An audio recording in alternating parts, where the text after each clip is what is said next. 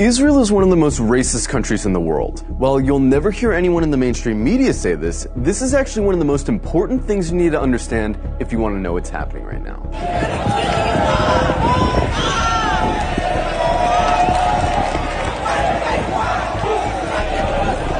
From its inception, the whole idea of Israel as a country was based on racism. Israel was conceived as a Jewish state, and while there's nothing wrong in principle with Jews having a homeland, the problem is that they insisted that that homeland had to be in Palestine, which already belonged to someone, the Palestinians. The slogan of Israel's founders was "a land for a people without a land." But deep down, they all knew that the only way to have a Jewish majority in Palestine, an Arab country, was to expel the Arabs. One of the founders of Israel, Yosef Weitz, wrote, "There's no room in the country for both peoples. There's no way but to transfer the Arabs from here to neighboring countries." Israel was quite literally founded by expelling and massacring hundreds of thousands of Arabs in a years-long process called the Nakba. And when you found a country based on racial exclusion, you're gonna get a culture that fosters and celebrates racial exclusion. Because countries that commit terrible atrocities rarely acknowledge committing those atrocities. And the presence of Palestinians who remained in Palestine became a constant reminder, not only of the violence that founded Israel, but of the constantly looming threat that they might come back and try to reclaim their land. Every day you can find videos coming out of Israel showing Israelis calling for all Arabs to die,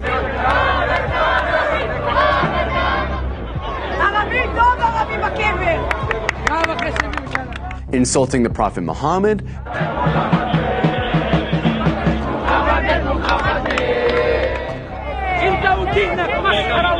desecrating mosques, spitting on Christians, mocking and celebrating the murder of Palestinians, committing violent hate crimes against Palestinians, watching Gaza get carpet bombed from a cliffside for entertainment. But don't just go off these anecdotes. Let's look at some of the polls. One poll found that 2/3 of Israeli teens believe Arabs to be less intelligent, uncultured, and violent. It also found that 50% of Israelis wouldn't live in the same building as Arabs, wouldn't befriend Arabs, wouldn't let their children befriend Arabs, and wouldn't let Arabs into their homes. Another poll found that 60% of Israeli Jews want segregation from Arabs. Another poll found that half of Israeli Jews agree with the statement, "Most Jews are better than most non-Jews because they were born Jews." The poll also found that 88% of Israeli Jews would be disturbed if their son befriended an Arab girl, and 90% would be disturbed if their daughter befriended an Arab boy. This poll found that about half of Israeli high schoolers don't think Arabs should have the right to vote. Another poll showed that almost half of Israeli Jews don't want Arabs teaching their kids. Not only are these views widely held in Israeli society, they're also represented in government, which codifies these sentiments into law. For example, Israel has a law that says if an Israeli marries a Palestinian, or someone from several other regional Arab states, that person isn't allowed to move in with said Israeli.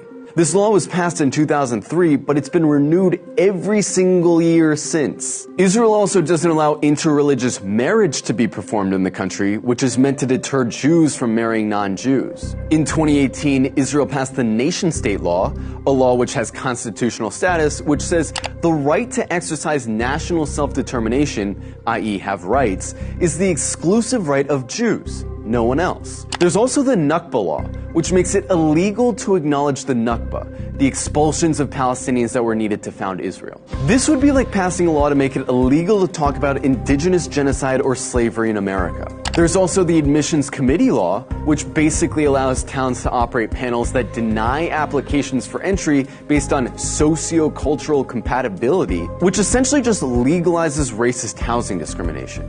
In Israel, advocating genocide of Palestinians doesn't hurt your chances of holding a high position in government.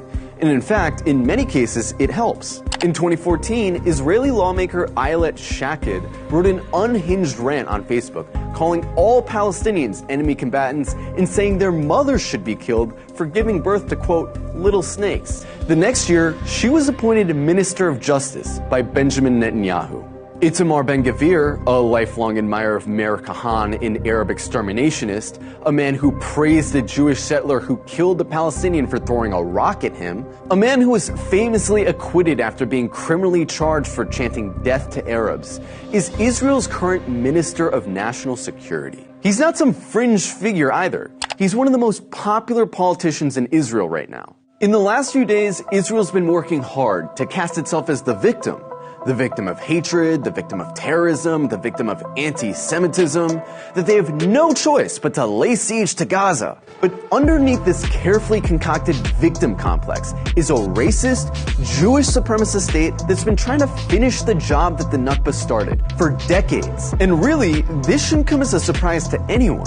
After all, they're literally cutting off water and electricity to a city of 2 million people right now. Their generals talk openly about flattening Gaza and killing the animals, meaning Palestinians. It's obvious their goal is genocide.